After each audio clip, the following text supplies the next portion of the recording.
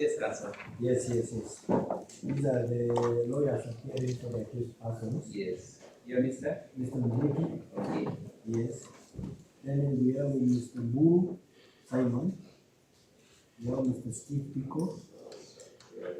We have Mr. Munje. Yes. Saying Mr. Wu Simon. Simon. Yes. Mr. Steve Pico. You're present. And Mr. Munje. Yes. I think those are the councillors on the We record. also have Mr. Cheche, senior, who is also present, as well as Ms. Mburu.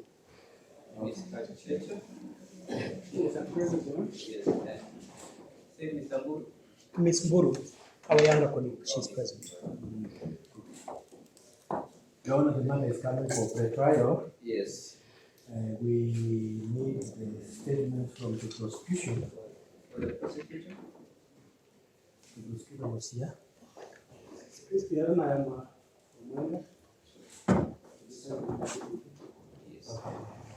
Yes. Your Honor, in addition to the witness statements, Yes. we want the following documents. We want an order to direct the people to furnish us with the investigation diary. We want the covering report. We want the crime and innocent report on who is the complainant in this case. Who complained? We want to know that. You're saying Crime and innocent report. Before any complaint is registered, there must be a complaint. We want to know the names and particulars of the complainant in this case. yes. Number 4, we want you to issue summons with it to His Excellency Rigathi Gachagua. He is prosecuting this case in public. We want him to be the defense witness number 1. Let him come and tell us what problem he has with this young man. And if he has a problem, let him tell us in court, not to prosecute it wherever he has barazas and kampunji. We're talking about this case. Yet, the court issued an order barring our members, our clients, from discussing this case. And they have respected that. That is the essence of rule of law and due process. But we know that if Rigathi Gachagua is not above the law, he is subject to the law and the constitution. So we want to know, do we have 2 constitutions? Do we have one which applies to these accused persons only, and another one which applies to Rigathi Gachagua? So we want to know whether this is a banana republic, where somebody is prosecuting a case through public barazas.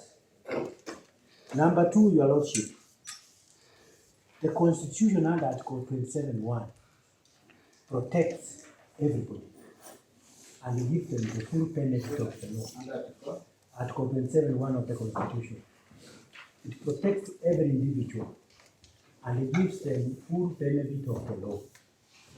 We want to know whether these accused persons will get full benefit of the law if very senior state officers are prosecuting this case in public, giving threats, giving innuendos, giving saying they cannot release motor vehicles. Your Honor, to access this court was not easy. It's like a military camp out there. So you wonder, why all this drama? If there is a crime that has been committed, the crime has ingredients of a crime. And the ingredients of crime are known. We prosecute those ingredients, but we do not go and politicize. We all have children. Some of them are unemployed. Is it a crime to be unemployed in Kenya? So that if you are unemployed, you are a gangster. We want to know that. Those are questions that we want answers. Your Lordship, we also want to know what is the meaning of having Article 33, freedom of speech. Freedom of speech does not include vilification and propaganda. Your Lordship, the Deputy President is spreading propaganda against the accused persons. He is calling them names. He has said that they have raped, they have done what. Let him bring evidence. We don't want political statements. Let him come with evidence. If he has anybody who has been raped, let that person be a witness. He has said that the people have been circumcised using bangers. We want those bangers as evidence. We want photos where that has happened. So that we don't want people who generalize, give general condemnation statements which have no meaning. Your Lordship, if you look at Article 48, it talks of access to justice. What is access? What is access when you come to the gate of a court of law, which is independent and impartial under Article 160 of the Constitution, and it is not subject to anybody or authority. But when we come here, out here, we are searched. Literally, they strip you naked. They want to know whether you have your ID, you have what. So we are asking, what is so special in this case? Is this case different from any other criminal case? Your Honor, people in this country have stolen property from the public, and they should be hit by a death squad so that this country can move forward. Nothing has happened to those people. They are still stealing government money through corruption and procurement. These people have not stolen anybody's item, including people. They have never stolen anything. But just because they are youth and unemployed, they are being harassed, they are being intimidated. Your Lordship, you have to protect us. This country is governed by the rule of law, not by the whims of individuals. And the power comes and goes. We have seen power of people. We have seen all the TPs. We have seen many more whom I have not named, who came and went. And even these ones who come and go. Your Lordship, this group was there, these young men were there under Moi. They were there under Kibaki. They were there under Uhuru Kenyatta. And they are there under Ruto. And they will be there under maybe whoever comes, Kamani Marara in 2032. Because this country will move on. So I'm asking, what is the meaning of presumption of innocence under Article 50, Clause 2A of the Constitution? If people can malign people who have been charged, just charging, and they have not been proven guilty, so we have a problem. Number 3, Your Lordship. So we want to know what is access to justice if we can't access the courts. The courts are fully guarded by I don't know whether there was a riot, and I've not seen anybody rioting, but there are a lot of police officers out there. There are over 200 police officers. So is this access real? What is the purpose of these constitutional provisions? Are they just paper aspirations or declarations?